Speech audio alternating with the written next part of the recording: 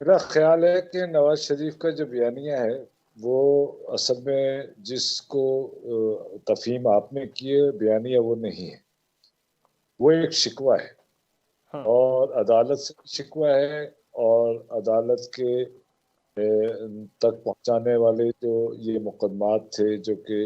ظاہر ہے کہ جس مقصد کے تھے وہ سب کے علم میں ہے، ان سے وہ شکوہ ہے، وہ بیانیہ نہیں ہے۔ بیانیہ ان کا جو ہے نا ان کے منشور کے حوالے سے ہے، جو کہ وہ کہہ رہے ہیں کہ میں 2013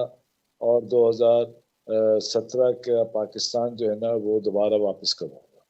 تو ہمیں اس فرق کو ملحوظ رکھنا چاہیے کہ بیانیہ کیا ہے، اور وہ اس بیانیے کا جو ہے نا شکوہ شکایت کیا ہے۔ تو شکوہ شکایت تو ظاہر ہے کہ وہ جاری و ساری رہیں گے، اور جاری رہنا بھی چاہیے، اور یہ نوق ہوتے رہنا چاہیے یہ بات کہ یہاں کا جو میڈیا ہے، یہاں کا جو سلیکٹر ہیں، وہ جس طریقے سے پاکستان میں جمہوریت کو، جمہوری اداروں کو، جمہوری حکمرانوں کو،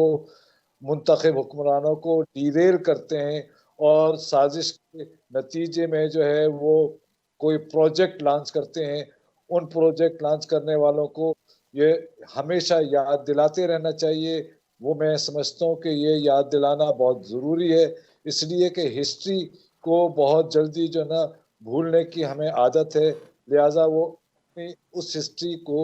جو کہ آج کا نوجوان ہے، جو کہ آج 18 یا 19 برس کا ہو چکا ہے، اس کو یاد دہانی کے لیے ان کا وہ یعنی دورانیہ، یا اس دورانیے میں جو کچھ ان کے ساتھ عدالتی لیول پر ہوا، یا طاقت کے لیول پر ہوا، اور یا پروجیکٹ لانے والوں نے جو کچھ کیا، وہ بتانا بہت ضروری ہے۔ اچھا اس لیے کہ وارث وہ رضا اگر صاحب، سر جیسے آپ نے کہا کہ شکوہ اور بیانیہ، ایک تو یہ چیز ہے کہ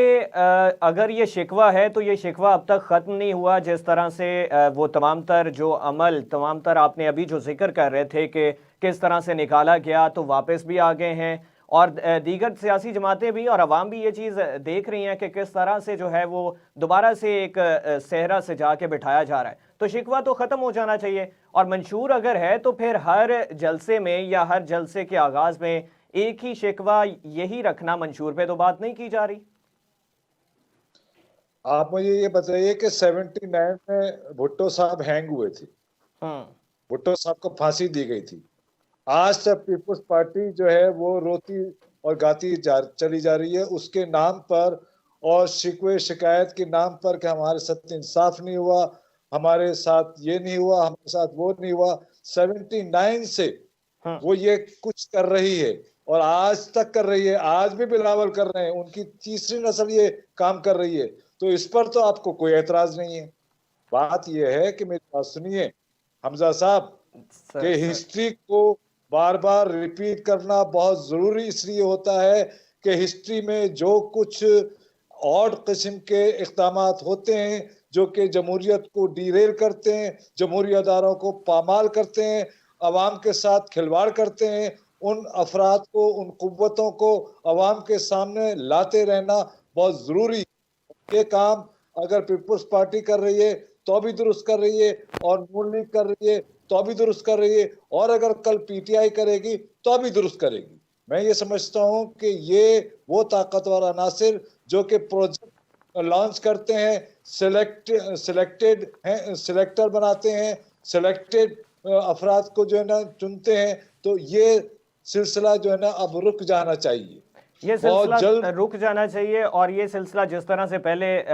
لایا گیا، لانچ کیا گیا، نواز شریف صاحب بھی اس کا حصہ ہیں، آصف علی زرداری صاحب بھی اس کا حصہ رہے، اور اسی طرح بانی تحریک انصاف بھی حصہ رہے، آگے اب دوبارہ سے اگر کوئی آ رہا ہے تو وہ بھی ایک پروجیکٹ لانچ ہے، تو یہ سلسلہ رکنا چاہیے یہاں پہ۔